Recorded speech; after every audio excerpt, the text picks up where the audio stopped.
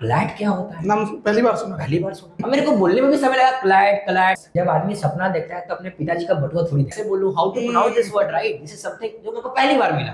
मैं एक अच्छा इंजीनियर नहीं बन सकता, मुझे नहीं पसंद। तो कार्य ऑप्शन बताया गया मेरे को, बैंकिंग करो, एसएससी की तैयारी करो, सिजिल की तैयारी करो, रेलवे की तैयारी करो, ग्रुप डी की तैयारी करो, ग्रुप सी। आज के टाइम में आप कानून की पढ़ाई से आप वकील नहीं बनते हो, आप लीगल एडवाइजर बनते हो, बैंक में लॉ ऑफिसर के पोस्ट हैं, आप जैग ऑफिसर बनते हो, आर्मी के जज बनते हो। उनको अगर इंजीनियर डॉक्टर नहीं बनना है तो वो क्लैट लेते हैं। तो मुझे समझ में आता है कि सब बच्चों को मैथ्स नहीं पसंद, क्योंकि आज का समाज ड्रॉप को अच्छा नहीं मानता। मेरे को जो मैक्सिमम बच्चे मिलते हैं वो बैंगलोर के मिलते हैं, हैदराबाद के मिलते हैं, बॉम्बे के मिलते हैं, दिल्ली के मिलते हैं, बट बिहार से बच्चे नहीं मिलते। आईआईटी नीट के अलावा पता ही नहीं, फिर पता है तो जनरल तैयारी के बारे में पता है, तो you are not something thinking out of the box. Flat एक एवरेज एग्जाम औसत बचे, क्योंकि 60% तो मेरा ही था, तो मैं तो आपको एवरेज ही मानूंगा ना, राइट। नमस्कार, आप लाइव बिहार देख रहे हैं। मैं हूं राजमोहन तिवारी।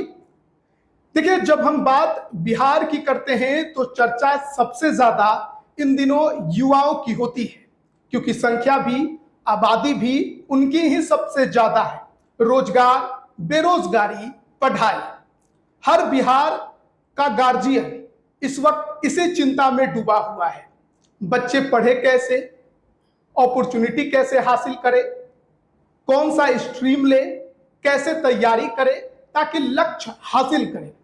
अगर हम बात बिहार की करते हैं, ताक झांक बिहार में करते हैं, तो शुरू से जब बच्चा मैट्रिक करता है उसके बाद उसके दिमाग में एक बात डाल दी जाती है, बीपीएससी, यूपीएससी, साइंस पढ़ना है, जनरल कंपटीशन की तैयारी करनी है, मेडिकल करना है। लेकिन क्या यह सही है? आज के दौर में क्या भेड़ चाल चलना जरूरी है? जहां एक तरफ हम देखते हैं कि एक छोटी सी बहाली आती है, चाहे सिपाही की हो, सब इंस्पेक्टर की हो, या फिर कोई और कंपटीशन की बहाली हो, आप देखिएगा उसमें भीड़ कितनी है। 20 लाख कहीं आवेदन आ रहे हैं, कहीं 30 लाख आवेदन आ रहे हैं। आरआरबी एनटीपीसी देखिएगा तो 1 करोड़ से ज्यादा के आवेदन आ रहे हैं। मेडिकल में भी 25 लाख 30 लाख के आवेदन आ रहे हैं। तो क्या इस भीड़ में अपने लक्ष्य को हासिल कोई बच्चा कर पाएगा? मैट्रिक के बाद किस तरीके से उसे आगे की पढ़ाई करनी चाहिए, किस तरीके से इंटरमीडिएट की पढ़ाई करनी चाहिए, स्ट्रीम कौन सा चुनना चाहिए, क्या पीसीएम और आर्ट्स ही सब कुछ है, या इसके अलावा भी बहुत कुछ है जिसके जरिए आप अपने लक्ष्य को हासिल कर सकते हैं। इन तमाम मुद्दों को समझने की जरूरत है बारीकी से, खासकर गार्जियन को, जो बच्चों पर सबसे ज्यादा प्रेशर दे देते हैं। बच्चे भी टेंशन में आ जाते हैं, कैसे करें, क्या करें, सुसाइड कितने बढ़ गए हैं, ये भी आप देख लीजिए। तो ऐसे में आज हम इसी मुद्दे पर बात करेंगे, समझने की कोशिश करेंगे क्या करना है, क्या नहीं करना है, किस तरीके से करना है। कानून की पढ़ाई इन दिनों काफी ज्यादा चर्चा में रहती है, और उसकी तैयारी से क्या क्या आप हासिल कर सकते हैं। हमारे साथ एक ऐसे ही नौजवान अभी मौजूद है। देखने में आपको नौजवान लगेंगे, चेहरा आपको चर्चित भी लगेगा। क्लैट की तैयारी कराते हैं, फ्लैंक्स क्लैट, और नाम है सानू सर। बिहार के ही रहने वाले हैं, लेकिन चर्चा देश भर में इनकी होती है। इनसे बेहतर तरीके से समझने की करेंगे, क्योंकि एक युवा बहुत कम उम्र में किस तरीके से अपने लक्ष्य को हासिल करता है और दूसरे युवाओं को रास्ता दिखाता है। सबसे पहले तो बहुत बहुत स्वागत है आपका। Thank you so much. And काफ़ी अच्छा इंट्रोडक्शन था, एंड उससे ज़्यादा टॉपिक्स काफ़ी इम्पोर्टेंट हैं, क्योंकि कल ही बोर्ड्स के रिजल्ट है और गार्जियन काफ़ी कंसर्न थे कि मेरा बच्चा का 80% आया है, 90% आया है, 10th के बाद क्या करें, 12th में 70% आ गया है, लाइफ खराब हो गई है क्या। तो आज का समय शिक्षा को लेकर हर कोई जागरूक है, इस बात से हम मानते हैं, सहमत हैं। लेकिन हमें वो भी समझना है कि कौन सी स्ट्रीम हम 10th के बाद में, कि हम उस भेड़ चाल जो आपने बोला उससे हम कहीं ना कहीं बचे। क्योंकि मैं जब देखता हूँ पूरे बिहार की कंडीशन या अक्रॉस द कंट्री की बात की जाए, तो 10th के बाद हमें लगता है कि पीसीएम साइंस बैकग्राउंड में भेज दी जाए, क्योंकि लगता है कि साइंस कर लेंगे तो कुछ बेहतर हो जाएगा। लेकिन हमें समझना चाहिए कि क्या हर बच्चा साइंस के लिए बना है, क्या हर बच्चे को फिजिक्स, केमिस्ट्री, मैथ या बायोलॉजी में इंटरेस्ट भी है कि नहीं है। तो 10th के बाद बहुत से स्ट्रीम अलग हो गए। कॉमर्स एक one of the finest stream कहा जाता है, आज के टाइम में बट कॉमर्स के साथ साथ एक और स्ट्रीम है जिसको हम ह्यूमैनिटीज कहते हैं। वो काफी लोकप्रिय और काफी एक अच्छी सिलेबस है, एक अच्छी स्ट्रीम है जहां पे कैरियर्स काफी ओपन हो जाते हैं जिनको साइंस में इंटरेस्ट नहीं है। तो मुझे लगता है कि जब भी आप गार्जियन के रिजल्ट जब बच्चों के कल आए हैं तो गार्जियन को उन स्ट्रीम के बारे में भी सोचना चाहिए और अपने बच्चों की राय जरूर लेनी चाहिए कि बच्चे का इंटरेस्ट कहाँ है, क्योंकि एट द एंड कैरियर उसी का बनने वाला है। तो इसके लिए मुझे लगता है कि ये डिसाइड करना बहुत इंपॉर्टेंट है गार्जियंस को। अब बिल्कुल हम लोग इसको बेहतर तरीके से समझेंगे, जानेंगे, करियर ग्रोथ के बारे में समझेंगे, स्ट्रीम को लेकर भी चर्चा करेंगे, लेकिन उससे पहले सानू सर के बारे में जानना बेहद जरूरी है। बिहार के कहां से हैं, कैसे पढ़ाई की, कैसे बड़े लॉ जो यूनिवर्सिटी है उसमें एडमिशन हासिल किया और उसके बाद शिक्षक लाइन में कैसे आ गए, सबसे पहले तो अपने बारे में बताइए। तो मैं बिहार का डेहरी ऑन सोन का रहने वाला हूँ एंड मैंने 10th और 12th यहीं से किया। अब मेरे को भी 12th सरकारी विद्यालय से नहीं, मेरी जो 10th थी वो डीएवी से थी, डीएवी कटार। अच्छा। फिर 11th 12th dummy school BL Indo था। हमारे यहाँ एक अच्छा एक अलग ही कॉन्सेप्ट है डमी स्कूल का, जहाँ पे स्कूल नहीं जाना होता है आपको। अच्छा। सीधे 11th 12th में, सिर्फ 12th की एग्जाम्स और प्रैक्टिकल्स में जाने होते हैं, 11th में नहीं जाने होते हैं। तो मैं डमी स्कूल उस परंपरा को फॉलो किया जो मेरे पेरेंट्स ने कहा। अब मेरे को 10th के बाद पीसीएम लेने को कहा गया।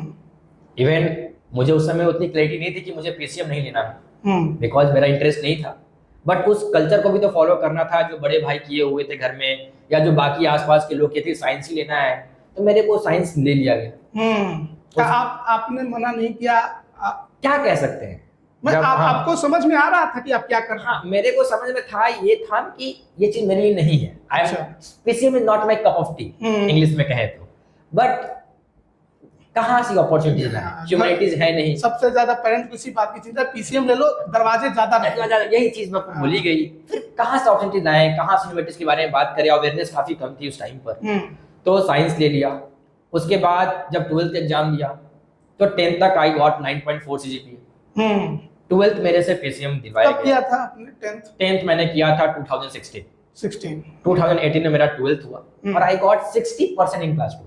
अच्छा। मैं 10th तक थ्रू आउट द एक अच्छा स्टूडेंट मानता हूँ अपने आप को। क्लास 10 तक मैं था, मेरे परफॉर्मेंस 9.6 सीजीपीए, 9.4, 95%, फर्स्ट रैंक जो कहते हैं।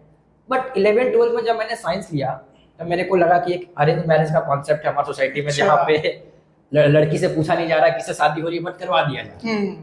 एक काइंड ऑफ स्टीरियोटाइप जो थिंकिंग रही है पुराने समय की। तो इस तरह लगता है कि मेरे को साइंस एज अरेंज मैरिज की तरह दे दिया गया कि बस लेना है, जानकारी नहीं है तभी ले लो और निभा दो। तो जब निभाया तो मेरे 12th में 60% आ गए। किसी तरह से बहुत खराब परफॉर्मेंस। घर वालों तैयारी आपने की थी, पढ़ाई की थी, इंटरेस्ट डेवलप नहीं हो पाया। ट्राई किया बट समझ में नहीं, केमिस्ट्री पल्ले ही नहीं पड़ रहा है। I tried my best. मैं भी पढ़ाने वाला अच्छा नहीं हूँ, मैं भी मेरा मन नहीं हो, क्योंकि वो चीज बाद में एनालिसिस करते। मतलब खुद पर से भरोसा उठने लगा जब रिजल्ट आया तब उठा कि अब क्या करें। क्योंकि आप जब अपनी पूरी हिस्ट्री देखते हो कि आप 10th तक टॉपर रहे हो, अच्छे परसेंटेज लाते हो, अचानक से 12th में आप 60% ला देते हो। How is that possible for anyone जो एक अच्छी नर्सरिंग से आ रहा है। तो वो खुद के अंदर भी एक सवाल था। घर वालों ने इस पे सवाल उठाया? बहुत ज्यादा, जाहिर सी बात है, माँ बाप की उम्मीद। उन्होंने तो कहा पढ़ाई नहीं किया, पढ़ाई नहीं किया, ज्यादा दोस्तों के साथ मस्ती, जो भी कह सकते हैं, तुम रह गए, उसको आप जैसे भी कह सकते हैं। लेकिन उस समय मेरे लिए सबसे बड़ा कंसर्न आ गया कि अब क्या करूं मैं, क्योंकि IIT is not my cup of T. मैं एक अच्छा इंजीनियर नहीं बन सकता, मुझे नहीं पसंद है। अब मेरे पास कैरियर ऑप्शन क्या है, मैंने पता किया तो कैरियर ऑप्शन बताया गया मेरे को बैंकिंग करो, एसएससी की तैयारी करो, सिजिल की तैयारी करो, रेलवे की तैयारी करो, ग्रुप डी की तैयारी करो, ग्रुप सी की तैयारी करो। कितने लोग हैं, सरकारी की, यूपीएससी की तैयारी करो। हमने कहा यार सब तो वही कर रहे हैं, और आज से नहीं कर रहे हैं, शायद जब से मेरी जन्म है 2000 की तब से लोग यही कर रहे हैं। बिल्कुल, जिससे पूछो कुछ नहीं कर रहे हैं तो हम ये कर रहे हैं। मेरे को ये नहीं करना है। मैंने पता किया कि 12th के बाद क्या कर सकते हैं, कौन सा अच्छा करियर ले। लोगों ने कहा कि प्राइवेट इंजीनियरिंग कॉलेज में चल जाओ, लेकिन नहीं, वो नहीं करूंगा। तो मेरे घर के बगल में ना एक नीचे पाठक सर थे, मुझे आज भी याद है। मैं उनसे ऐसी चर्चा कर रहा था कि सर क्या करना है, वो जनरल काउंसिल की तैयारी करवाते थे। अच्छा। तो वो कहे कि क्लैट करो, क्लैट करो, एक अच्छी फील्ड है। क्लैट क्या होता है, नाम पहली बार सुना। अब मेरे को बोलने में भी समय लगा, क्लैट क्लैट कैसे बोलूं, how to pronounce this word right, this is something जो मेरे को पहली बार मिला।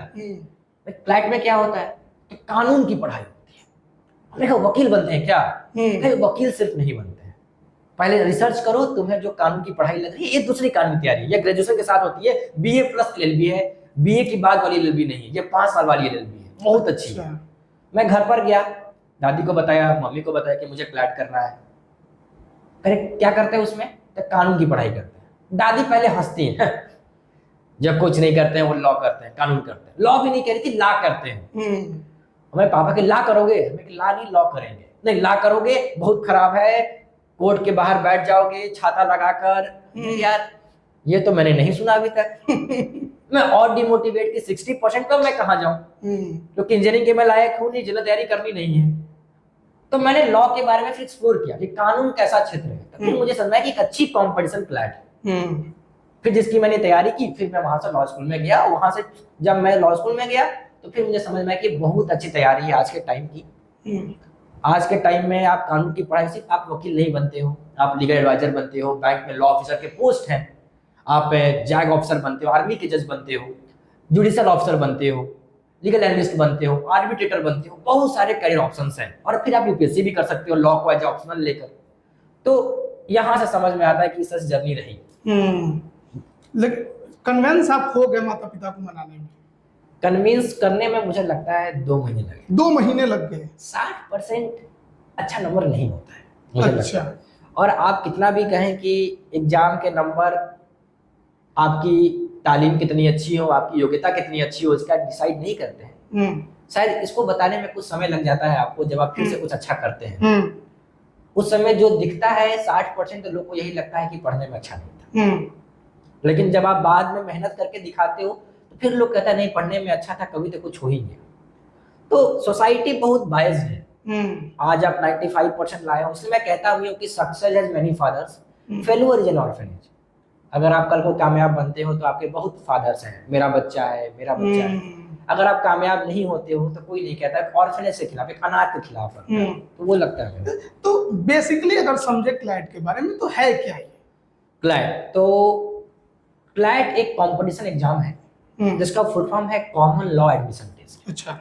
जिस तरह बच्चे साइंस लेने के बाद जेई की तैयारी करते हैं आईआईटी और एनआईटी में दाखिलाना के लिए, नीट की तैयारी करते हैं एम्स में या गवर्नमेंट मेडिकल कॉलेज में दाखिलाने के लिए, उसी तरह 11th और 12th में बच्चे तैयारी करते हैं क्लैट की, जिससे इंडिया में लॉ स्कूल में दाखिलाना। अच्छा। अब ये लॉ स्कूल वो लॉ स्कूल नहीं है जो हम नॉर्मली देखते हैं अपने आसपास में। जैसे आईआईटी है वैसे क्लैट के अंदर एनएलयूज है, नेशनल लॉ यूनिवर्सिटी। इंडिया में अभी 27 एनएलयू है, 27 नेशनल लॉ स्कूल है। अपने बिहार में चाणक्य नेशनल यूनिवर्सिटी पटना, अपने बिहार में चाणक्य पटना है। तो क्लैट एक ऐसी तैयारी है जो 10th के बाद 11th 12th में पढ़ने वाले वो बच्चे जो ह्यूमैनिटीज या कॉमर्स या फिर साइंस के भी हैं, उनको अगर इंजीनियर डॉक्टर नहीं बनना है तो वो क्लैट लेते हैं। एक अच्छी कॉम्पिटिशन की तैयारी। जनरली हम बात करते हैं साइंस वालों को लेकर आईआईटी से, बट क्या कभी आपने सुना कि कोई ह्यूमैनिटी से पूछा तुम किस कॉम्पिटिशन की तैयारी कर रहे हो? जो आर्ट्स ले लिया तुम किस कॉम्पिटिशन, उसके दिमाग में कि आर्ट्स ले लिया तो मैं बैंक की तैयारी करूंगा, बैंक करूंगा, बीपीएससी की तैयारी करूंगा। उसको पता ही नहीं कि तुम्हारे लिए भी क्लैट है। एक और कॉम्पिटिशन है आईपी मैट, आईएम इंदौर करवाता है फॉर बीबीए प्लस एमबीए, बहुत अच्छी कोर्स है। एक कोर्स है होटल मैनेजमेंट। तो there are an number of opportunities, बहुत सारी अपॉर्चुनिटीज है क्लास 10th में। लेकिन वो तो क्लैट तो 12th अपीयरिंग में होता है। पहला सवाल ये है कि 10th में हम क्या लें। अभी बच्चों का 10th का रिजल्ट आया है तो उनके लिए साइंस में भेज दें, उनके लिए हम पीसीएमबी कराने का, कोई चाचा का बेटा भी साइंस किया था, पूरी परिवार की पीढ़ी साइंस में आई है तो मेरा बच्चा भी साइंस कर ले। मेरे को लगता है ये जरूरी नहीं। 10th के बाद 10th पहले आप समझिए कि आपका बच्चे के इंटरेस्ट क्या है। इंटरेस्ट क्या है, बिल्कुल। 10th के परीक्षा में सोशल साइंस में कितना नंबर आया उस बच्चे का, और फिजिक्स केमिस्ट्री मैथ में कितना नंबर बना। इससे आपको समझ में आएगा आपके बच्चे का रुझान कहाँ है, झुकाव कहाँ है। फिर आप उससे पूछिए कि क्या तुमसे, जब मैं 6 साल से पढ़ा रहा हूँ, क्लैट की तैयारी करा रहा हूँ, तो मुझे समझ में आता है कि सब बच्चों को मैथ्स नहीं पसंद है। असलियत की बात, मतलब बिहार में चर्चित है मैथ बहुत ज्यादा, लेकिन सबको नहीं पसंद। और खासकर अगर मैं जेंडर डाइवर्सिटी की बात करूं तो लड़कियों को ज्यादा नहीं पसंद आती है as compare to the male. ये भी एक फैक्ट है जो मैं इनकाउंटर करता हूं। तो उनका क्या, जिनको मैथ नहीं लेना है, घर में वही है बायो। मेरे को बायो भी नहीं करना, मेरे को डॉक्टरी नहीं करनी, बिल्कुल। तो क्या घर वाले इस बात को एग्री करें कि अगर बच्चे को साइंस नहीं लेना है तो आप ह्यूमैनिटीज दिलवाइए। आज के टाइम में humanities one of the most important sector हो गया है पढ़ाई को लेकर। क्यों? इसमें आर्टिफिशियल इंटेलिजेंस की पढ़ाई होने लगी है, इसमें लीगल स्टडीज की पढ़ाई होने लगी है, इसमें आपके सोशियोलॉजी फिलॉसफी की पढ़ाई होने लगी है। Sociology is one of the most important section. क्या मानव चीजों के बारे में जान रहे हैं इतने कम उम्र में? एआई के बारे में अगर कोई आपको पढ़ा रहा है तो वो ह्यूमैनिटीज पढ़ा रहा है, जो आज का समय का डिमांड है। आज के टाइम में हर एक कुछ एआई से चल रहा है, everything is controlled by the artificial intelligence. उसकी अगर पढ़ाई हमें ह्यूमैनिटीज दे रहा है तो हमें समझना चाहिए कि समय के मुताबिक अगर हम खुद को नहीं ढालेंगे तो फिर हमें लगता है कहीं ना कहीं जस्टिस नहीं होगा उस बच्चे के साथ। सेकेंड है कॉमर्स ले लीजिए आप, that's also a good stream, but सिर्फ और सिर्फ साइंस लेना है ये कहीं से जस्टिफाइड नहीं होता है, ये मेरा कहना है। आपके लिए क्लैट नया था, आपने नाम भी पहली बार सुना, True. फिर तैयारी में भी जुट गए, निकाल भी लिया। तो सवाल यही है कि शुरू कैसे की तैयारी, कहाँ से की, कैसे की, क्या क्या प्रक्रिया रही इस दौरान? तो सवाल यह है कि जब मैंने पहली बार क्लैट के बारे में जाना तो जब आपका परफॉर्मेंस 12th में अच्छा नहीं होता है, मुझे लगता है कि जब मैं बोल रहा हूँ कि मेरे 60% है तो शायद बहुत सारे बच्चे रिलेट कर लेंगे इस बात से। किसी के 65 होंगे, किसी के 70, सबके 95 नहीं आ सकते हैं। तो जिनके अच्छे आ रहे हैं वो एक अलग सेक्टर है। जो ना उम्मीदों से भरे हैं उनके बारे में बात करना भूल जाओ कि उनको कैसा भी लग रहा होगा अगर 12th में नंबर अच्छे नहीं बने हैं तो, या 10th में नहीं बने। तो जब मेरे को क्लैट के बारे में पता चला तो टू बी वेरी ऑनेस्ट मुझे कुछ नहीं पता था। ना कोई पूरे फैमिली में कोई क्लैट किया है, आईआईटी किए हैं, नीट किए, क्लैट नहीं किया है। तो उस समय सिर्फ आपके पास एक ही चीज होता है, आप और आपका गूगल, जहां पर आप रिसर्च कर सकते हैं, और यूट्यूब, जहां पर आप सुन सकते हो उन लोगों की कहानियां, उन लोगों के बारे में जो उसके बारे में अपनी राय रखते हैं। तो जो मेरा पहला रिसर्च था वो था गूगल और यूट्यूब था। तो मेरे को लगा कि यस दिस इज समथिंग जो मेरे को करना चाहिए, इसमें स्कोप अच्छे है, मेरा इंटरेस्ट भी अच्छा है और मैं 60% लाया हूं तो मुझे कुछ तो लाइफ में अच्छा करना ही है, तो क्यों नहीं मैं इधर अपने करियर को बढ़ाऊं। बट मेरे को तो बहुत बाद में पता चला, लेकिन आज मेरी दायित्व है कि मैं उन लोगों को बताऊं जिनके 10th में है कि आप अभी से इस लाइन में बढ़ो, ताकि जो 12th के बाद मुझे एक साल ड्रॉप लेना पड़ा था वो नहीं लेना पड़े। अच्छा, क्योंकि आज का समाज ड्रॉप को अच्छा नहीं मानता। मतलब आपने इंटरमीडिएट किया उसके बाद ड्रॉप लिया 2018 के बाद मैंने एक साल ड्रॉप लिया। 2019 में मैं लॉ स्कूल में, समझने में 1 साल लग गए, 1 साल पढ़ने में लग गए, समझने में लग। तैयारी तो मैंने स्टार्ट किया सितंबर अक्टूबर में। 26 मई को 12वीं की रिजल्ट मुझे याद है, वो दिन मैं कैसे भूल सकता हूँ, मेरे 60% थे। 26 मई को रिजल्ट आया था और मेरे को तैयारी करने में, घर में मनाने में अगस्त सितंबर लग गए। एडमिशन ही नहीं है, कोचिंग में जाना था, कौन पढ़ाएगा, कौन गाइड करेगा। तो फिर मैं बिहार से गया, यहाँ पता नहीं चला तो लखनऊ जाकर तैयारी किया। अच्छा, वहां से फिर चीजें हुई। फिर लखनऊ में अच्छी कोचिंग वगैरह है, तैयारी सब जगह पढ़ाई की संस्था सब अच्छी है। अच्छा, पढ़ने वाले पे डिपेंड है कि वो कितना अच्छा पढ़ रहा है। मुझे लगता है सब पढ़ाने की नियत से ही पढ़ा। आपको बिहार में नहीं मिला? पता किया था तो फाइनेंशियली चीजें भी नहीं थी, फिर उस तरह से क्लैरिटी भी नहीं आई, तो किसी ने बोला कि लखनऊ में होता है तो मैं वहां चला गया। इट्स गुड, जैसा भी था अच्छा था, मैंने बहुत कुछ सीखा। जिसे कुछ भी जो सुनने पे सवार है और वहां से कुछ कर ले रहा है तो उसकी बहुत बड़ी अचीवमेंट है। तो वो चीज बहुत इंपॉर्टेंट है। फिर तैयारी किया, 8 महीने 6 महीने एग्जाम हुए, फिर लॉ स्कूल में एंट्री। जब लॉ स्कूल में पहले अटेम्प्ट में, लेकिन फिर मैं गया LLC में, लॉयड लॉ कॉलेज नोएडा में। वहां पे मुझे क्लैट से स्कॉलरशिप मिला, मैंने वहां तैयारी। मुझे दिल्ली NCR बहुत पसंद था, उधर ही रहूंगा क्योंकि सुप्रीम कोर्ट है ये। जब कॉलेज में गया तो फिर मुझे लगा कि बहुत अच्छा फील्ड है। आप मूटिंग कर रहे हो, मतलब कोर्ट में जाने से पहले कॉलेज आपको सिखा रहा है कि कोर्ट में कैसे अपनी बात को रखते हैं, कैसे केस को लड़ते हैं, वो लॉ स्कूल सिखा रहा है। आप डिबेटिंग कर रहे हो लॉ स्कूल में, आप आर्बिट्रेशन कर रहे हो। इससे पहले हमारे समाज में होता था कि 2 लोग को बुलाकर समझौता करवाते हैं, उसको इंग्लिश में आर्बिट्रेशन, निगोशिएशन और मीडिएशन कहते हैं। तो वो बहुत चीज़ों को एक्सप्लोर किया कि नहीं, there are in number of opportunities, बहुत सारी अपॉर्चुनिटीज हैं। फिर उसी टाइम पर पढ़ाना भी स्टार्ट कर दिया, क्लैट को फर्स्ट ईयर से ही पढ़ाना स्टार्ट किया।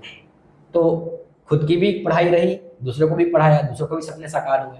अच्छा, और जब मैं अब वापस आया था बिहार में, अभी जब आपने बोला कि 12th का रिजल्ट आया, 10th का रिजल्ट आया, इसके ऊपर बात करते हैं, तो बहुत खुशी हुआ कि यहाँ पर अवेयरनेस करना बहुत इंपॉर्टेंट है। क्योंकि जब मैं 6 साल से ऑनलाइन पढ़ा रहा हूँ तो मेरे को जो मैक्सिमम बच्चे मिलते हैं वो बैंगलोर के मिलते हैं, हैदराबाद के मिलते हैं, बॉम्बे के मिलते हैं, दिल्ली के मिलते हैं, बट बिहार से बच्चे नहीं मिलते हैं। लॉ की पढ़ाई के लिए, लॉ के क्लैट की पढ़ाई के लिए नहीं मिलते हैं। मेरे को बहुत बुरा लगता है कि यहाँ पे अवेयरनेस नहीं है। मैंने यहाँ पे सेमिनार्स किए, लास्ट ईयर भी किया, इस साल भी किया।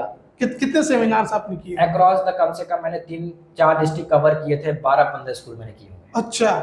और रिस्पांस ऐसा मिला कि मेरे को लगा कि यार मैं यहाँ पे सेमिनार जो कर रहा हूँ सही कर रहा हूँ कि नहीं कर रहा हूँ। किसी का इंटरेस्ट नहीं है बताना चाहो, क्योंकि यहाँ पे मुझे लगता है कि एजुकेशन सिस्टम 3 तरह से काम कर रहा है। पहला कि सिस्टम में ही अवेयरनेस नहीं है, बिल्कुल, जो स्कूल रन कर रहे हैं उनको भी जानकारी नहीं है इसके बारे में आईपी मैट के बारे में नहीं, किसी भी आईआईटी नीट के अलावा पता ही नहीं। फिर पता है तो जनरल तैयारी के बारे में पता है, तो you are not something thinking out of the box. समय बदल चुका है बट आपके विचार नहीं बदल रहे, दैट्स द प्रॉब्लम। उनको अगर मैं बता रहा हूँ क्लैट क्या है तो मुझे 1 घंटे लगता है क्लैट के बारे में ही बताने में, फिर करे ना अगली बार। आई वाज लाइक कि एटलीस्ट मौका तो दो बच्चों से बात करने का। ये भी तो दायित्व स्कूल की ही है ना, कि जगह आप जब सिर्फ आपकी दायित्व सिर्फ यहाँ तो थोड़ी निर्भर करते कि मैं तुमको 12th पास करवा दिया 10th पास करवा दिया। आपकी दायित्व है कि तुमको कैरियर में क्या जाना है, वो भी तो आपकी मॉरल वैल्यू में एथिक्स में आ रही है। वो मेरे को बहुत जगह मुझे मौका भी नहीं दिए हैं अनफॉर्चुनेटली। फिर मौका दिए जब मैंने गार्जियन से बात करने की कोशिश की कि सर आईपी मैट करवा लो, क्लैट करवा लो, होटल में एन नंबर ऑफ थिंग, बच्चे को आप मौका दो, तो नहीं बैंकिंग की तैयारी करेगा 4 साल करेगा तो 5वें साल तो हो ही जाएगा। मैंने ये बहुत रूढ़वादी सोच नहीं है कि जैसा सोच रहे वैसे ही करना है। तो मेरे को लगता है कि पहला तो सिस्टम में अवेयरनेस है, दूसरा जो लोकल जो जगह है, जमीर कह सकते हो हमारी, उसमें भी इसके बारे में कोई बताने वाला नहीं है। तीसरी बात, अगर आप बताने आओ तो सुनने वाला नहीं है, क्योंकि आप 1 घंटे बताओगे, 1 घंटे में से आप क्या समझा दोगे, क्या कर लोगे? जिसकी सोच 20 साल में नहीं बदली है, जिसके दिमाग में फिक्स है कि मेरे को बच्चे को साइंस ही करवाना है, आप आधे घंटे के सेमिनार में सेशन में क्या बदल दोगे उसकी सोच? बिल्कुल। तो मुझे लगता है कि जब तक पूरा समाज बिहार का काम नहीं करेगा, गवर्नमेंट काम नहीं करेगी, तब तक अपॉर्चुनिटीज पता नहीं चलेंगी। हम लोग एफर्ट्स अपने साइड का कर सकते हैं, अपने हिस्सा का कर सकते हैं, लेकिन सबको अपनी अपनी जिम्मेदारी लेनी पड़ेगी। तो वो मेरे को लगता है कि यहाँ पे थोड़ा बड़ा लूप होल आपने निकाला बिहार के एजुकेशन सिस्टम में, चाहे सरकारी हो या प्राइवेट। सरकारी की स्थिति तो नहीं किया बद से बदतर है, क्या है ना। और प्राइवेट का भी वही हाल है कि वहां पर भी कोई ये बताने वाला नहीं है कि इसके बाद क्या है। स्कूल में साइंस के बाद कोई स्ट्रीम नहीं है, ना ह्यूमैनिटीज है ना कॉमर्स है। अगर ह्यूमैनिटीज है तो ह्यूमैनिटीज में हिस्ट्री है, सिविक्स है, पॉलिटिकल साइंस है, ज्योग्राफी है, आर्टिफिशियल इंटेलिजेंस है ही नहीं, लीगल स्टडीज है ही नहीं जो मेन सब्जेक्ट है उसका।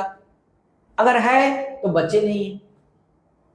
कॉमर्स में अगर साइंस में आपको 3,000 बच्चे दिख रहे हैं स्कूल में, तो कॉमर्स में आपको 100 बच्चे दिख रहे हैं।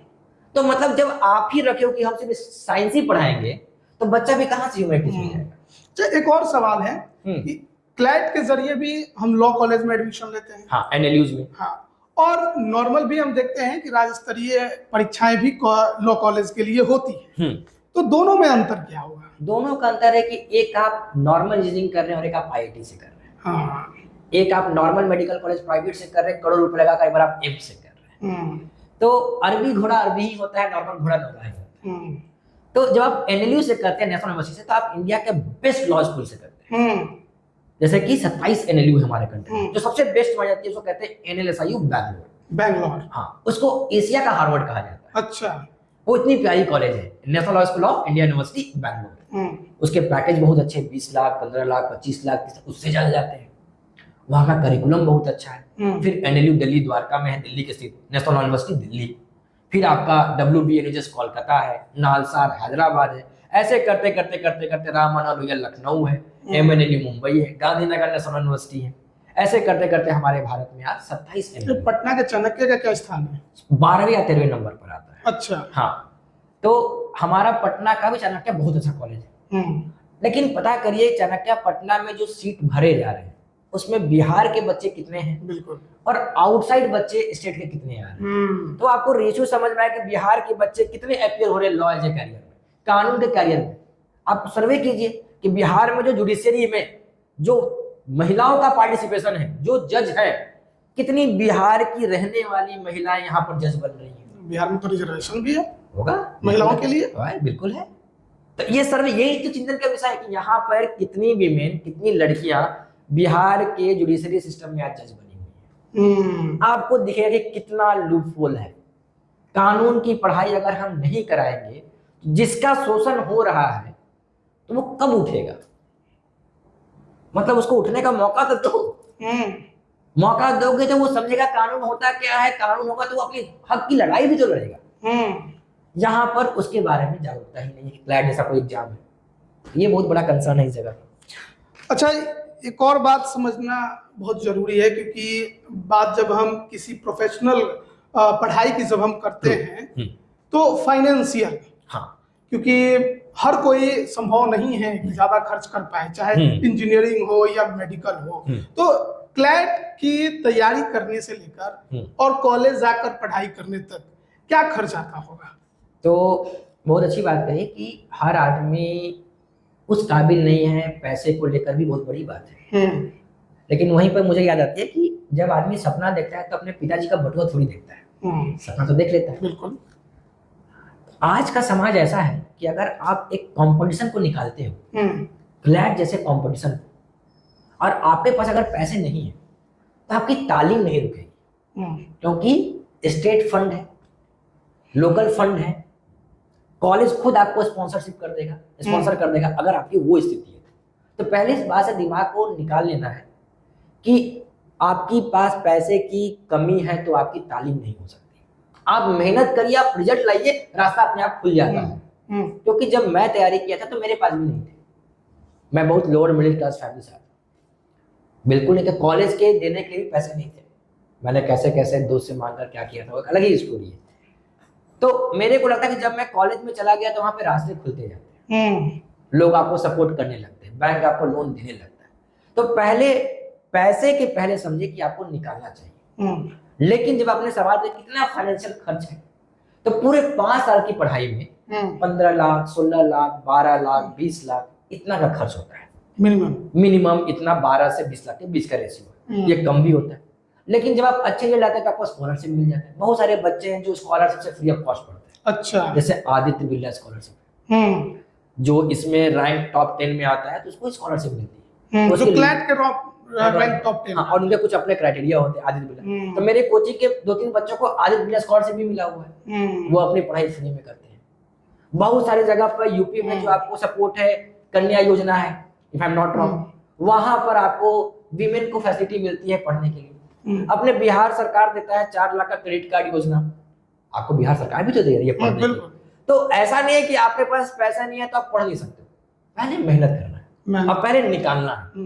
निकालने के बाद में सवाल आना चाहिए कि मैं निकाल तो लिया, अब मेरे को पैसे नहीं। आपको 1000 लोग मिल जाएंगे पढ़ाने के लिए, कोई नहीं मिला तो मैं मिल जाऊंगा जो पढ़ा, बट पहले निकालो तो सही। तो वही सवाल कर लेते हैं कि निकालने के लिए क्या किया जाए, तैयारी कैसे हो, सिलेबस क्या हो? तैयारी सिलेबस क्या हो, बहुत अच्छा सवाल है ये। पहला कि क्लैट एक, मेरे को लगता है कि क्लैट एक ऐसा एग्जाम है जिसमें 95% की जरूरत नहीं है। अच्छा, ये एवरेज बच्चों का एग्जाम है। इंडिया में जब आप कंपटीशन की बात करते हो तो आप हमेशा टॉपर्स की बात करते हो कि अच्छा डॉक्टरी के कॉलेज में कौन जाएगा जिसका नीट में 650-700 नंबर होगा वो जाएगा। क्लैट एक एवरेज एग्जाम है, औसत बच्चे क्योंकि 60% तो मेरा ही था, तो मैं तो आपको एवरेज ही मानूंगा ना, राइट। जो एक एवरेज बच्चा है वो इस एग्जाम की तैयारी करके निकाल सकता है, क्योंकि सिलेबस कॉम्प्लिकेटेड नहीं है। 5 सेक्शन है, पहली इंग्लिश, दूसरा लॉ की एग्जाम है इसलिए लीगल, तीसरा इंग्लिश की बड़ी बहन कह लीजिए क्रिटिकल रीजनिंग, इंग्लिश से मिलता जुलता, चौथा 1 साल का जीके, पूरे 1 साल का, और पांचवा है मात्र 10 से 12 नंबर का मैथ। 120 नंबर का पेपर होता है, 120 मिनट टाइम मिलता है, मतलब 2 घंटे। 2 घंटे, एक क्वेश्चन पर 1 मिनट, गलत होने पर -0.25 25 पैसा कट जाएगा, 1 रुपए में से गलत हो गया तो, और 2 घंटे का पेपर। और सही हुआ तो कितने नंबर? 1 नंबर। गलत हुआ तो 25 पैसा कट गया। इस तरह समझिए। 5 सेक्शन है, 5 सेक्शन का वेटेज है 20-20%, 25-25%। मैथ का सबसे कम वेटेज है, 10% से मैथ से आते हैं। एवरेज, परसेंटेज, रेशियो, इंग्लिश में ग्रामर हो गए, लीगल में कॉन्ट्रैक्ट हो गया। एक नॉर्मल बेसिक सिलेबस है। सबसे ज्यादा सवाल किससे होते हैं? सबसे ज्यादा सवाल होते हैं आपके लीगल से और जीके से। अच्छा, 25% का वेटेज रहता है।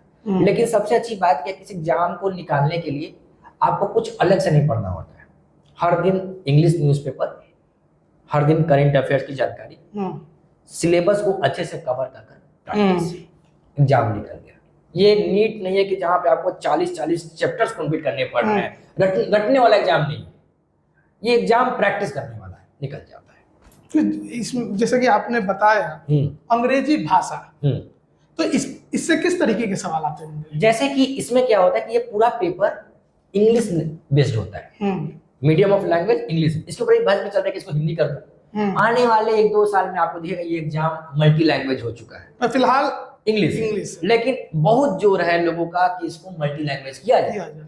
उन बच्चों का क्या जिनकी इंग्लिश अच्छी नहीं है, तो किसी के भाषा के आधार पर तुम इसको मौका नहीं दोगे, अच्छी बात कहां? बिल्कुल, हर एग्जाम का अपना पैटर्न होना चाहिए।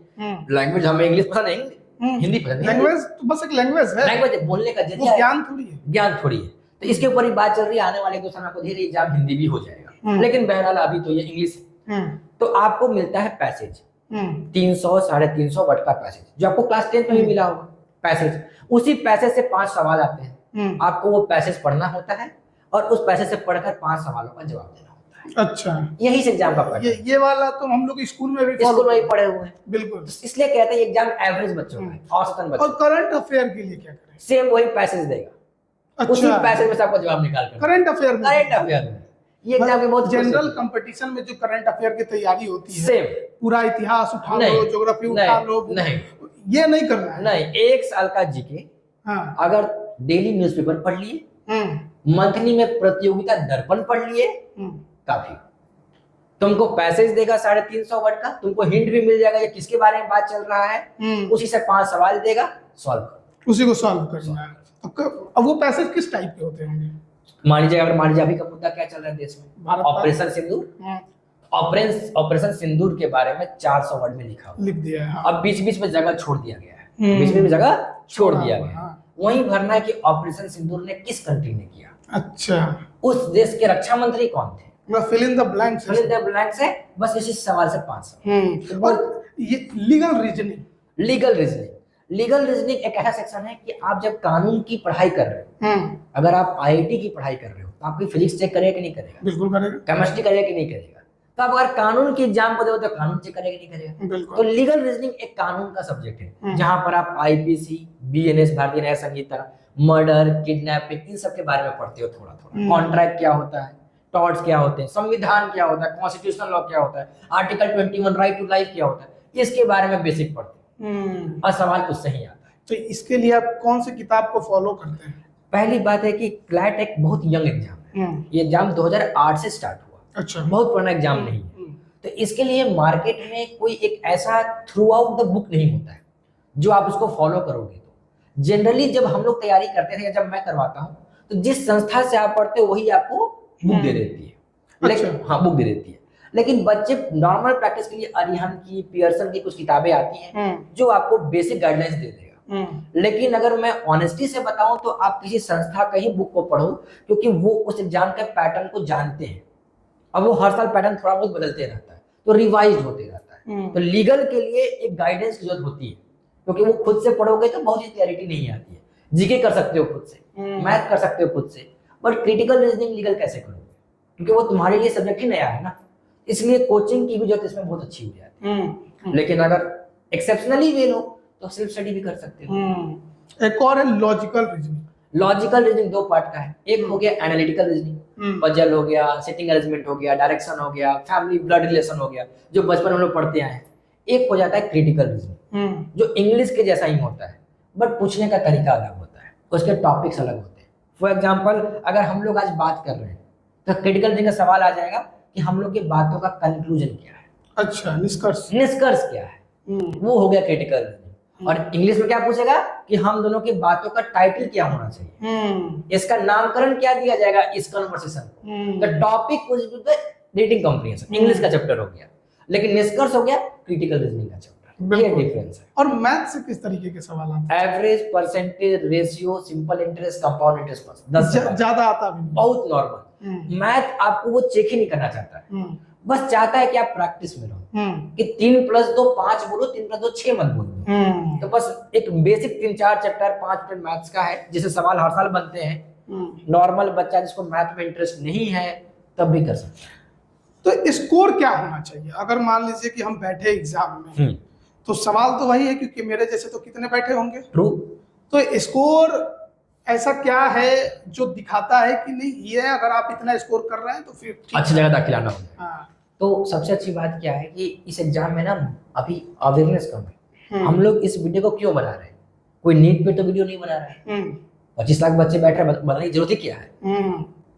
कोई आईआईटी की तो वीडियो नहीं बना रहा है, क्लैट की क्यों बनानी पड़ रही है? क्योंकि अवेयरनेस कम है। इस एग्जाम में 50,000 लोग ही बैठ रहे हैं मैक्सिमम 50,000। इसलिए बहुत फायदा भी तो है, भीड़ कम है।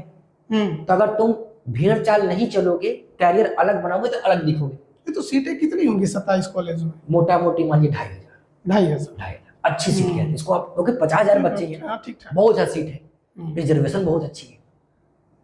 कास्ट रिजर्वेशन अलग है, स्टेट रिजर्वेशन अलग होती है। अच्छा, स्टेट का भी अलग से है। एनलेस बैंगलोर का अपना रिजर्वेशन कैंडिडेट होता है अपने बच्चों को पढ़ाने के लिए। चाणक्य पटना का अपना रिजर्वेशन पॉलिसी होती है। तो रिजर्वेशन बहुत अच्छी है। ईडब्ल्यूएस की रिजर्वेशन अलग होती है। तो रिजर्वेशन का भी इसमें बहुत अच्छा एक बैलेंस्ड है। सेकंड बात है कि अगर 120 नंबर है तो अगर जनरल लाते हो तो 95 नंबर, 100 नंबर, 90 नंबर एक अच्छा स्कोर कहते हैं। अच्छा, अगर आप तुम्हारा सपना है कि आपको बैंगलोर से ही पढ़ना है तो उस स्टेट नंबर ज्यादा लाना पड़ेगा, 100 पड़ेगा। लेकिन 27 में से कहीं से भी पढ़ना है तो 85 भी नंबर अच्छा है। अगर थोड़ा भी रिजर्वेशन है तो उसे 4 नंबर कम करते जाओ। 70 नंबर 75 नंबर पर भी दाखिला लाना है। चाणक्य पटना में पढ़ना है आपको, 75-80 के बीच में रहो, कुछ रिजर्वेशन भी है, बिल्कुल फायदा मिलेगा। और पढ़ना भी चाहिए, जागरूकता होनी चाहिए। अगर जनरल से हो 90 रखो, मिलेगा। ज्यादा का फर्क नहीं है, रिजर्वेशन में बहुत ज्यादा फर्क है, 10 नंबर का मार्जिन रहेगा, लेकिन कॉलेज मिलेंगे क्योंकि अभी भीड़ नहीं है ना। जिस दिन इसमें 5 आने वाले समय इसमें ही बच्चे आएंगे, भीड़ जाएगा कहाँ? ये इसके स्कोर जो है कहीं और भी काम आ सकते हैं? नहीं, सिर्फ हाँ जो क्लैट, जैसे कि आप आईआईटी एग्जाम देते हो तो प्राइवेट स्कूल को लेते हैं, तो क्लैट के स्कोर बहुत स्कूल से लेते हैं। अच्छा। प्राइवेट में भी अच्छे स्कूल है तो वो इस स्कोर को कंसीडर करते हैं कि मेरे स्कूल के दाखिलाने में क्लैट का स्कोर जैसे निर्मा है, ये आपका गुजरात का कॉलेज है, निर्मा यूनिवर्सिटी अहमदाबाद में, ये क्लैट के स्कोर को लेता है। कि अगर तुम्हारे क्लैट के रैंक 3000 रैंक से 6000 के बीच में हो तो निर्मा में आपका एडमिशन होता है, बहुत सी कॉलेज। तो कुछ कॉलेजेस हैं जो इस स्कोर को लेते हैं। अच्छा, तैयारी की बात हमने की, लेकिन सवाल यही सबसे बड़ा है कि शुरू कब करें? एक तो है कि इंटरमीडिएट अपीयरिंग है, अपना शुरू कर दिए। बहुत से लोगों को हम देखते हैं कि ग्रेजुएशन के बाद भी क्लैट करते हैं। तो आपके अनुसार तैयारी कब शुरू कर देनी चाहिए, कब बैठना चाहिए? तो सबसे पहले समझना चाहिए कि आप आज के समय के मुताबिक चलना सीखना पड़ेगा। आज का समय है कि 10th के बाद 11th 12th और 12th के बाद डायरेक्ट कॉलेज, बीच में 1 साल 2 साल का ड्रॉप नहीं। अगर वो नीट नहीं है तो, मेडिकल नहीं है तो, अदरवाइज ड्रॉप को आज के टाइम में हम कंसीडर नहीं करते हैं, तो गैप ईयर आ जाता है। ये बात समझाने में बहुत समय लग जाता है कि ड्रॉप मत लो। बट अभी जो बच्चे 12th का एग्जाम दे दिए तो उनके पास टाइम है 6 महीने का। सबसे अच्छी बात है, ये एग्जाम दिसंबर में होता है। अच्छा, दिसंबर की पहली संडे को ये एग्जाम हो जाएगा। तो आपका 12th भी खराब नहीं होता है। 12th आपका मार्च में होगा, अप्रैल में होगा, ये तो पहले ही हो गया अपीयरिंग में। तो जो बच्चे दे दिए हैं, 12वीं का एग्जाम हो गया है, वो अभी 6 महीने तैयारी कर दिसंबर में एग्जाम दे सकते हैं। जो बच्चे अभी 12वीं में आए हैं वो भी 6 महीने तैयारी करके दिसंबर में दे सकते हैं। और जो बच्चे अभी 10वीं में आए हैं वो 2 साल तैयारी कर दूसरे साल के दिसंबर में दे सकते हैं। अपीयरिंग अलाउड है? अपीयरिंग अलाउड, मतलब जो बच्चे अभी 12th में हैं वो भी इस साल के दिसंबर में देंगे। जो बच्चे अभी 12th पास आउट हो गए हैं, अभी रिजल्ट आया है, वो भी दिसंबर में दे सकते हैं। और जो बच्चे अभी 11th में जा रहे हैं 10th के बाद, वो 2026 के दिसंबर में देंगे। उनका बोर्ड्स होगा 2027 के मार्च में, उसके 3 महीने पहले एग्जाम हो जाएगा। तो आपका बोर्ड्स भी खराब नहीं होता है। तो गार्जियन को बहुत डर रहता है ना कि मेरे बच्चे का 12th खराब हो जाएगा। कहाँ खराब होता है? बिल्कुल। मैंने कहा है, मेरे कोचिंग से इतने रिजल्ट आए जिनका क्लैट अच्छा गया है, उनके बोर्ड्स में नंबर भी अच्छे हैं। मैंने आज तक नहीं देखा कि तुम्हारा आईआईटी हो गया लेकिन तुम बोर्ड्स में फेल हो गए हो। तुम AIR 1 हो आईआईटी में, बट तुम्हारे बोर्ड्स में 50% आए हैं, नहीं हो सकता है। मतलब कहीं ना कहीं तुम्हारी बैलेंस अच्छी है, तो क्लैट भी निकाल सकते हो, बोर्ड्स भी कर सकते हो। अच्छा, वो ये क्लैट के एग्जाम में बैठने के लिए बोर्ड के एग्जाम के नंबर भी मायने रखते हैं? नहीं, 55% 50% मिनिमम है, बहुत कम। फिर आप बैठ सकते हैं। 60 पे मैं बैठा तो मतलब कि बोर्ड्स के नंबर उतने मैंने 50%। अच्छा, तो जो सबसे बड़ी चिंता एक गार्जियन की होती है कि क्लैट करके करोगे क्या या वकालत करके करोगे क्या। एक तो है कि भैया वकील बन गए, हाँ। एक तो ये है नॉर्मल चर्चा तो यही है कि वकालत किया है तो वकील बनोगे, और कुछ तो बनोगे नहीं, क्लाइंट खोजते रहोगे सड़क पे खड़े होकर। ट्रू। तो ये जो आम धारणा जो बनी हुई है, या यही है सत्य या इसके ऊपर भी है? तो जब मैं पहली बार बताया घर पे कि मुझे क्लैट करना है, तो दादी तो यही कही थी जो कुछ नहीं करते वो वकील बनते हैं।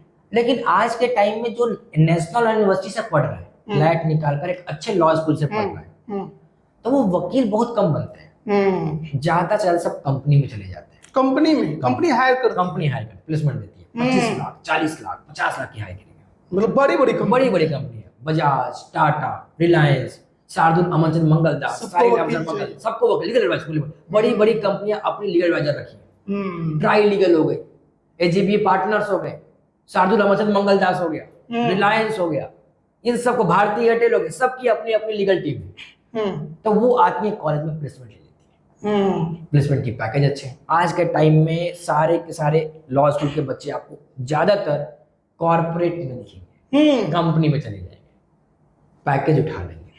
जो उसमें से कुछ बच गए वो चुपचाप या तो जुडिशरी की तैयारी करेंगे, क्योंकि जुडिशरी की तैयारी वही कर सकता है जो लॉ का बैकग्राउंड से आता हो। यूपीएससी कोई दे सकता है, लेकिन जुडिशरी हर कोई नहीं दे सकता। जिसका लॉ की डिग्री है वो जुडिशरी दे सकता है। या तो वो यूपीएससी करेंगे, या तो वो जुडिशरी करेंगे, या तो वो बैंक में अभी पोस्ट है लॉ ऑफिसर का। अभी कैनरा बैंक ने बहुत सारे लॉ ऑफिसर बनाए, 20 दिन पहले की न्यूज थी। मेरे कॉलेज के सीनियर ने बना लॉ ऑफिसर बनी कैनरा बैंक। तो Canara bank law officer bank में एक पोस्ट आ गया है, बहुत अच्छी स्केल की पोस्ट है, सैलरी भी अच्छी है, 50,000, 55,000, 60,000 है। तो आपको पीओ के बराबर या उससे थोड़ा बेहतरीन मिल रहा है, लेवल ग्रेड ज़्यादा अच्छा दे रहा है, स्केलिंग अच्छी है उनकी, वो है। फिर आपके पास जॉब कहाँ से आ गए? लोग लॉ करने के बाद एलएलएम कर लेते हैं, मास्टर डिग्री, और यूजीसी नेट जीआरएफ निकाल लेते हैं। अच्छा। और आज के टाइम में प्रोफेसर्स को जितने लॉ की अच्छी पैकेज है, मुझे नहीं लगता कि किसी और स्ट्रीम के प्रोफेसर को उतने पैसे मिलते हैं। लॉ स्कूल के प्रोफेसर बहुत ज्यादा चार्ज करते हैं। क्यों? कि बहुत कम ही लोग लॉ करते हैं ना। जो किए हैं बैंगलोर से किए, एलएलयू बैंगलोर से, एलएलयू दिल्ली से, तो उनके पैकेज ऑलरेडी हाई होते हैं, क्योंकि वो कंपनी छोड़ के आएंगे 30 लाख, तो मुझे उससे ज्यादा हो जाएगा, मैं तुम्हारे कॉलेज में पढ़ाऊंगा। तो प्रोफेसर साइज में बहुत अच्छा स्कोप है। आर्मी का जज बनता है जैक ऑफिसर। आर्मी का जज के लिए बहुत लोग लॉ की तैयारी करते हैं, तो मुझे आर्मी का जज बनना है, उनका जज अलग होते हैं, जैक ऑफिसर कहते हैं, उसकी तैयारी है। फिर बहुत लोग आज में पीएसयू में जाते हैं, पब्लिक सेक्टर अंडरटेकिंग। लोग जैसे गेल हो गया, सब पीएसयू है ना, पेट्रोलियम, भारत पेट्रोलियम हो गया, लोग पीएसयू में जाना चाहते हैं। जो लोग का कोई फैमिली बैकग्राउंड है कि मुझे वकील बनना है, तो वो वकील बने। वो भी वकील कहाँ पे बने? सुप्रीम कोर्ट या तो हाई कोर्ट। अलग ही रुतबा है सुप्रीम कोर्ट के वकील की। क्या रुतबा है, कभी आप जाकर देखिए सुप्रीम कोर्ट के बाहर खड़े होकर, आपको दिखेगी क्या वैल्यू, क्या हो रहा है वकील की, एक अच्छी बहस है। तो समझ रहे हैं आप कि कानून पढ़ने के बाद वकील बनेंगे ये कोई गारंटी नहीं। करियर ग्रोथ अच्छा है, बहुत ऑप्शंस है, बहुत ऑप्शंस है। इतने हैं कि मैं तो अभी 10 गिनवाया, अभी 10 मिनट रहेगा तो मैं 20 और गिनवा दूंगा। हर सेक्टर, रेलवे में अपना एक ऑप्शन है, कहाँ जाइएगा आपको वकील नहीं पड़ेगा। बैंक के अलावा रेलवे में आपका अच्छा ऑप्शन है। किसी भी कंपनी में, नोएडा में, आपका नोएडा में कंपनी है, कंपनी बाद में खुलती है, पहले लीगल एडवाइजर आता है उस कंपनी कि कंपनी के ऊपर कोई दिक्कत नहीं होना चाहिए। हर यूनिट 50,000, 40,000 काम कर रहे हैं। तो इतनी ज्यादा स्कोप है। क्या इतना ज्यादा स्कोप एक इंजीनियर को है? बिल्कुल नहीं। कंपनी के अलावा, सॉफ्टवेयर इंजीनियर के अलावा या कहीं और वो काम नहीं कर सकता। लेकिन लॉ का बच्चा, बिंग माई सेल्फ, मैं ऑनलाइन कोचिंग चला रहा हूँ फ्रेंड्स टाइप पिछले 6 सालों से, बिल्कुल मैं वकील नहीं बना, मुझे नहीं बनता। आपने एक वर्ड इस्तेमाल किया एलएलएम। हाँ, एलएलएम। एक है एलएलबी। दोनों में अंतर क्या है?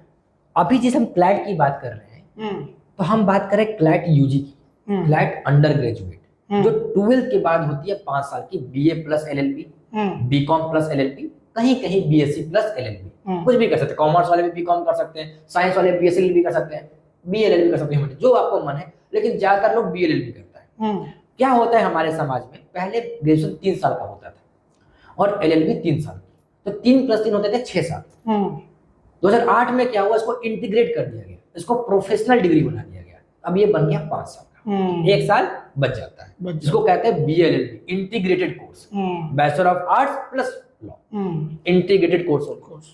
जो एलएलबी सिर्फ कर रहा है मतलब वो 3 साल का ग्रेजुएशन किया है, वो एलएलबी किया है। तो जनरली 3 ईयर एलएलबी सारे एनएलयूज में अवेलेबल नहीं है। सारी एनएलयू 5 साल की एलएलबी कराती है, 3 साल की अभी नहीं कराती, मतलब इंटरमीडिएट के बाद। हाँ, 12th के बाद। फिर आता है एलएलएम। एलएलएम मतलब मास्टर डिग्री, मास्टर, जैसे आपका एमबीए, बीबीए के बाद एमबीए की, तो LLM is a master degree. BTech के बाद एमटेक की, तो एलएलबी एलएलबी के बाद क्या, एलएलएम की। वो फिर आपको एलएलबी मिलता है, CLAT PG, CLAT post graduate, तो वो भी एग्जाम होता है, क्लैट पीजी। ये तरीका है। अच्छा, एक तो हो गया कि क्लैट किए और अलग अलग कंपनियों में ज्वाइन किए या जहां भी अपॉर्चुनिटी मिली वहां पे गए। क्लैट के बाद भी कुछ और करने की व्यवस्था है, आप और अच्छा करना चाहें तो? बहुत लोग क्लैट एक क्या है, कॉम्पिटिटिव एग्जाम है, जैसे आईआईटी, जैसे जेई है, नॉट आईआईटी, जेई है, नीट है, क्या है, कॉम्पिटिशन का एग्जाम है। इस एग्जाम को निकालने से क्या मिलता है, कॉलेज मिलता है, कॉलेज मिलता है, जॉब तो नहीं मिलता है, नहीं। एक अच्छा कॉलेज मिलता है, एक अच्छे कॉलेज से क्या होता है, जॉब मिल जाती है, क्योंकि वैसे लोग मिलते हैं, क्योंकि आप भीड़ से अलग हो गए ना। 25 लाख बच्चों ने मेडिकल दिया, ऊपर 10,000 का, आप भीड़ से अलग हो, तभी तो आप जा रहे हो एम्स में, जा रहे हो गवर्नमेंट मेडिकल कॉलेज में, तो आपकी लाइफ ज्यादा बेटर है। आपको स्ट्रगल तो मिलेंगे बट उतना नहीं मिलेंगे जो नहीं निकाला। तो कंपटीशन से फायदा क्या हो जाता है, लाइफ के चैलेंजेस कम हो जाते हैं। ऐसा नहीं कि अगर आप क्लैट नहीं निकालोगे तो लाइफ खराब, नहीं, स्ट्रगल थोड़ा बढ़ जाता है। जो चीज 5 साल में आपको 30 लाख की जॉब मिल जाएगी, शायद उस 30 लाख को करने में आपको 7 साल लग जाए, 6 साल लग जाए, क्योंकि आपको प्लेसमेंट नहीं मिलेगा ना। कंपनी ऐसे बड़े कॉलेज को टारगेट करती है, कहाँ टारगेट करती है, छोटे कॉलेज में। तो इसलिए सपना होता है वहां जाने का। बहुत लोग क्या होते हैं कि लॉ स्कूल में जाने के बाद सीएस की भी तैयारी करते हैं, कंपनी सेक्रेटरी। तो लॉ स्कूल में आपको बहुत अलग लोग मिलेंगे। अगर 120 की बैच है तो 120 का हो सकता है कि सब अलग अलग कुछ कर रहे हो। ये वो नहीं है कि मेरे को इंजीनियरिंग करना है, वहां जाने के बाद कोई फॉरेन चल जाता है। मेरे 2-3 दोस्त फॉरेन में हैं, लॉ कंप्लीट किए, फॉरेन में जॉब कर रहे हैं। क्या कर रहे हैं, तो आर्बिट्रेशन कर रहे हैं, एडीआर। कितने को पता है एडीआर क्या होता है? बिल्कुल नहीं पता, हमको भी नहीं पता है। इसको कहते हैं अल्टरनेटिव डिस्प्यूट रिजोल्यूशन। अच्छा, कोर्ट के बाहर जो फैसले होते हैं मध्यस्थता के द्वारा, उसको एडीआर कहते हैं। अच्छा, कि लोग आज के टाइम में कोर्ट नहीं जाना चाहता है, कहते हैं कोर्ट जाएंगे तो फंसेंगे, वकील है, ये इसको बाहर ही सेटलमेंट करवा देते हैं। जो बड़ी बड़ी कंपनी होती है क्या कहती है, कोर्ट मत चलो, बाहर सेटलमेंट कराओ। तो उस बाहर सेटलमेंट को कहते हैं एडीआर, अल्टरनेटिव डिस्प्यूट रेजोल्यूशन। बहुत सी चीजें क्लैट के बारे में आज हमने जानी और समझी। आपने विस्तार से एक एक बिंदु पर बेहतर तरीके से समझाया, लेकिन एक सवाल छूट गया है जो पूछना बहुत जरूरी है। ये सवाल ये है कि क्लैट आपने भी किया, लेकिन उसके बाद आप शिक्षक क्यों बन गए? बहुत लोग यही सोच रहे होंगे, शिक्षक क्यों बन गए। तो जब मैं क्लास 10th में भी था तो मैं अपने शहर में साइकिल से घूमूंगा पढ़ाता था, और जब मैं क्लास 12th में भी था तो मैं 10th 9th के बच्चों को पढ़ाता था। जब मैं पढ़ाता था तो मेरे को अच्छा लगता था।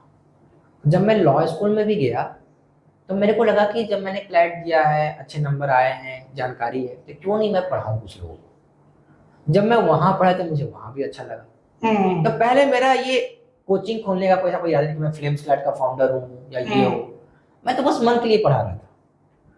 जब पढ़ाया, रिजल्ट अच्छे आ गए, नेक्स्ट ईयर फिर अकेले पढ़ाया, फिर रिजल्ट अच्छे आ गए, तो फिर आपको जिस काम में अच्छा नहीं लगता तो आप करने लगते हो। जब आप उसको करने लगते हो तो आपको लगता है कि नहीं, इसको और अच्छे से करना चाहिए, फिर आप स्केल करने लगते हो उन चीजों को। तो ऐसा नहीं कोई मेरा प्री प्लान था। जब मैं दिल्ली गया तो मेरे को वकील ही बनना था, कि मैं सुप्रीम कोर्ट का ही वकील बनूंगा। अच्छा, मेरे को क्लियर था कि मैं वकील, लेकिन मैं वहां जाने के बाद इतने रास्ते खुल जाते थे, आपको लगता है कि नहीं यार, you are not made for this is something which you have to do. क्योंकि जब आपको पता नहीं होता, जैसे आप एक तालाब को देखते हो, आपको जब पूरा समुद्र ही मिल जाएगा तो आप क्या किसी तालाब के बारे में बात करोगे। आप कुछ भी करोगे, आप अच्छा कर लोगे। तो जब मैं इस लाइन में आया तो 2019 में, उस समय कोई ऑनलाइन क्लैट कोचिंग नहीं थी। आप ऑनलाइन ही क्लास लेते हैं? स्टार्टिंग से ऑनलाइन ही है, स्टार्टिंग से, मतलब 2019 से। मुझे लगता है कि ऑनलाइन बहुत अच्छा रहा, क्योंकि गांव से बच्चे मिले हैं। मुझे लगता है कितने बच्चे जुड़े होंगे आपसे अभी तक ऑनलाइन? अगर मेरे टेलीग्राम पे जाओगे तो आपको 5,000 बच्चे दिख जाएंगे। अच्छा, इतने बच्चे। लेकिन अगर मैं पढ़ा रहा हूँ तो हर साल काउंसलिंग करते करते 1000 बच्चे मिल जाते होंगे। लेकिन मैं हर साल 100 बच्चों को पढ़ा कर चलता हूँ, क्योंकि सिर्फ पढ़ाना भी तो नहीं है, निकलवाना है ना। ये जनरल तैयारी थोड़ी है कि आज पढ़ा दिए, कभी ना कभी निकल ही जाएगा। एक सुपर 40 भी हमने सुना था, फ्लेम्स की सुपर 40, 40 बच्चों को फ्री पढ़ाना, ये सबसे फेमस है। तो फ्लेम्स की शुरुआत ही सुपर 40 से हुई थी, 40 बच्चों को फ्री पढ़ाने से। तो फिल्म्स में आज भी जो सबसे अच्छी जो बैच होती है, जो मेरे को बहुत पसंद आती है, जब मैं 40 बच्चों को पूरे भारत से खोज कर लाता हूँ। और उसमें बिहार के कितने होते हैं? बहुत कम मिलते ही नहीं है, एक दो। पर इसीलिए आपने आजकल बिहार में अभियान छेड़ रखा है। अभियान नहीं कहिए, शायद होता ना कि जब आप लाइफ में जैसे कि एक नॉर्मली होती है कि हम जिस क्षेत्र में हैं, हाँ, और इसमें हम अच्छा करने की कोशिश कर रहे हैं, लेकिन जो जुड़ाव अपने जमीन से है, अब जहाँ से पर हम पैदा हुए हैं, और जब वहां पर हम देखते हैं कि इस क्षेत्र में बच्चे नहीं हैं, आ नहीं पा रहे हैं, तो एक होता है कि इमोशनल टच कि कैसे उन्हें लाया जाए।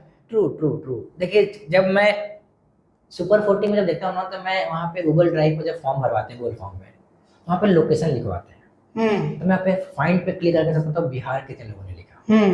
उसकी एप्लीकेशन 3-3 हजार आती है, 40 सीट के लिए 3000, 4000, 5000, लास्ट ईयर तो 3500 करीब थी। उसमें से 40 बच्चों को निकालना होता है। बिहार सर्च करता हूँ तो 10 भी नहीं मिलते। ये स्थिति रहती है, आई डोंट नो। तो अभी जो आप इतना घूम रहे हैं बिहार में, इतने सेमिनार कर रहे हैं, इसका कुछ प्रॉफिट दिख रहा है, कुछ फायदा दिख रहा है? प्रॉफिट एक ही दिख रहा है, रेवेन्यू के एक्सपेक्ट में कोई पॉइंट नहीं है मेरा। हाँ, वो मैं समझ रहा हूँ। मेरा प्रॉफिट का मतलब वही है कि प्रभाव कितना है। प्रभाव है कि लोगों को 10 बार बोल रहा हूँ फ्लैट, 11 बार बोल रहा है अच्छा हाँ फ्लैट, ये प्रभाव पड़ रहा है। बच्चा नाम जान जा रहा है। देखो होता है कि जब आप बीज बोते हो तो पेड़ लगने में समय लगता है, तो बीज बो रहा हूँ, ग्राउंड पे काम कर रहा हूँ। अभी नहीं कि बिहार के बच्चे फ्लैट नहीं दे रहे हैं, ऐसा नहीं। 500 बच्चे, 1000 बच्चे फ्लैट देते होंगे, दे भी रहे होंगे, बट जितनी क्राउड आपको दिल्ली के बच्चों में दिख जाएगी, जितनी क्राउड आपको राजस्थान के बच्चों में दिख जाएगी, जितनी क्राउड आपको एमपी के बच्चों में दिख जाएगी, जितनी क्राउड आपको साउथ के बच्चों में, उस पर्सपेक्टिव से अभी यहाँ पे अवेयरनेस उस लेवल का नहीं है। क्योंकि अगर आप इसे पूछोगे फ्लैट जानता ही नहीं है क्या होता है, उसको यही नहीं पता, अवेयरनेस आपको वहीं से दिख जाती है ना। एक 5 क्लास के बच्चों को आप आईटी के बारे में पूछो क्या होता है, बता देगा। मुझे बेटा फ्लैट क्या होता है, फ्लैट छोड़िए, आईपी मैट के बारे में भी नहीं, बीबीए प्लस एमबीए, आईएचएम के बारे में नहीं, होटल मैनेजमेंट, निफ्ट के बारे में नहीं है, फैशन डिजाइनिंग एक बहुत अच्छी कोर्स है, कोई नहीं करवाता है यहाँ पर। तो आजकल इतने मतलब संचार के इतने माध्यम में फिर भी नहीं है। आप बताइए जर्नलिज्म कहाँ पे कर रहा है? मास कॉम में आज इतनी अच्छी कॉलेजेस खुली है कि नहीं खुली? बिल्कुल खुली है। आज तक की जो बहुत बड़ी कॉलेज है, इंडिया टुडे की जो बहुत बड़ी कॉलेज है, कितने लोग मास कॉम कर रहे हैं आज के टाइम? एक टाइम पे पत्रकारिता कितनी बड़ी एक अलग ही कैरियर अपॉर्चुनिटीज था। आज मास कॉम में कहाँ कोई उस लेवल पर दिख रहा है, कोई कॉम्पिटिटिव एग्जाम जिसके लोग जा रहे हैं, जबकि आज के टाइम पर डिजिटली कितना इंडिया ग्रो कर रही। आप जैसे चैनल हो गए, ललन टॉप जैसे लोग हो गए, तो डिजिटली तो है आप लोग, बिल्कुल, लेकिन इसमें कहाँ युवा आपको दिख रहे हैं? कोई कहाँ कोई कॉम्पिटिशन कोई नेशनल लेवल पे कराया जा रहा है मास कॉम? तो कहीं ना कहीं सिस्टम में लूपहोल है ना। ये हर किसी को इंजीनियर थोड़ी बनवाना है, या हर किसी को बैंकिंग और एसएससी सीजीएल के एग्जाम में थोड़ी भेजना है, इन नंबर ऑफ ऑप्शन। और जब हमारे भारत के प्रधानमंत्री कहते हैं कि यंग इंडिया में एंटरप्रेन्योर्स होने चाहिए, यंग इंडिया में अपने लोग अपनी तरह से रोजगार करने चाहिए, उनके अलग मौके दोगे तो कर पाएंगे, बांध के रख दोगे तो कहाँ से कर पाएंगे? है कि नहीं? चिड़िया को जब केज से बाहर निकालोगे तो उड़ पाएगा, केज में रखोगे तो क्या देख पाएगा? तो आप क्या कहना चाहेंगे जो बच्चे अभी इंटरमीडिएट या मैट्रिक किए हैं, उनको क्या कहेंगे, और उनके गार्जियन से आप क्या रिक्वेस्ट? पहला गार्जियन से ये रिक्वेस्ट रहेगा कि बच्चे का नंबर जो भी 50 हो, 60 हो, 70 हो, 80 हो, 90 हो, उससे ज्यादा जरूरी है कि बच्चा आगे क्या कर रहा है। जो हो गया उसको आप बदल नहीं सकते। उसको डांटने से, उसको बोलने से, उसको प्रेशराइज करने से बेनिफिट नहीं है। बेनिफिट है कि आगे का रास्ता उसको किस तरह से दीजिए कि जिसमें वो अच्छा करे। तो पहले बच्चों से राय लीजिए, थोपिए मत, अपनी सोच मत थोपिए, अपने सपने मत थोपिए कि मेरा सपना है इंजीनियरिंग देखने का। आपके सपने हो सकते हैं, उसका सपना है कि नहीं, क्योंकि जॉब आपको नहीं करना उसको करना, बिल्कुल, पढ़ाई आपको नहीं करनी है उसको करनी है। तो वो 3 इयर्स की बात है ना कि उसको सफोकेशन मत हो जाए, क्योंकि मेंटल प्रेशर के बारे में कौन बात करेगा? बिल्कुल, वो बहुत इंपॉर्टेंट है। तो पहला है कि अपने बच्चे के साथ बैठिए, 10th और 12th, पूछे कि कहाँ इंटरेस्ट लगा, 10th में क्या इंटरेस्ट लगा, या 12th में अगर रास्ता नहीं दिख रहा है, तुमने आईआईटी नहीं दिया है, तो क्यों नहीं 6 महीने के बाद एक पेपर आ रहा है इसको दो, इसमें अपनी किस्मत आजमाओ।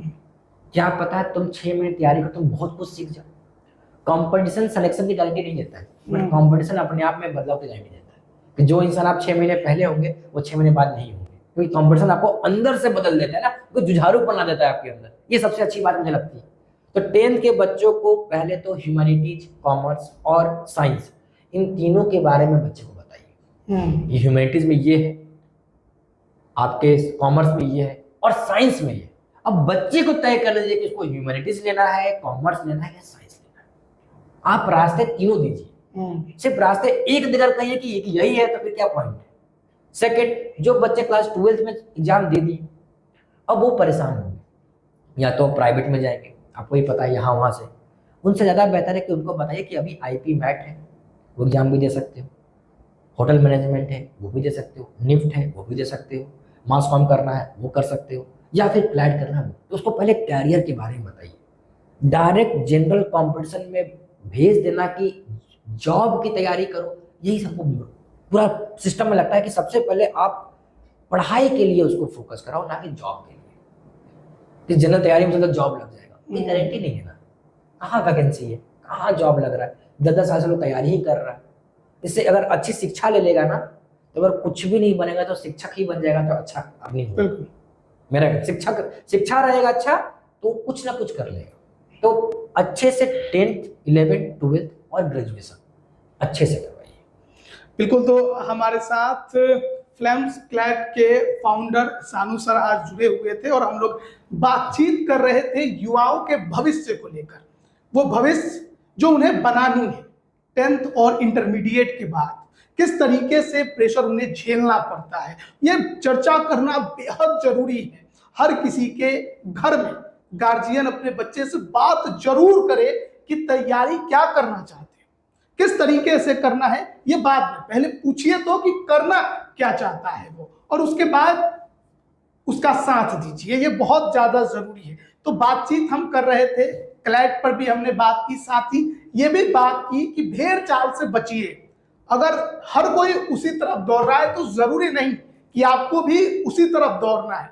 दूसरा लाइन खाली है, आप उधर भी जा सकते हैं और जल्दी पहुंचिएगा, लक्ष्य को जल्दी हासिल कीजिएगा। इस बात को समझना बेहद जरूरी है। हम ये नहीं करें केवल क्लैट की तैयारी कीजिए, आप बहुत सी चीजों की तैयारियां कर सकते हैं। अलग अलग स्ट्रीम में बहुत कुछ है, लेकिन समझना है, जानना है, बेहतर तरीके से बिंदुवार जानने की कोशिश है कि करना क्या है, कैसे करना है। भविष्य क्योंकि आपका जो है वो अधर में लटक सकता है, आपको समझने में समय लग सकता है, और इससे दिक्कत ये होगा कि शायद बाद में आपके पास वो समय ही ना बचे कि आप उसको सुधार सकें। तो अभी मौका है, अभी ही आप इस पर बेहतर तरीके से काम कर सकते हैं। आपको हमारी जो आज की चर्चा थी कैसे लगी, कमेंट करके जरूर बताइएगा। आप सभी का बहुत बहुत धन्यवाद।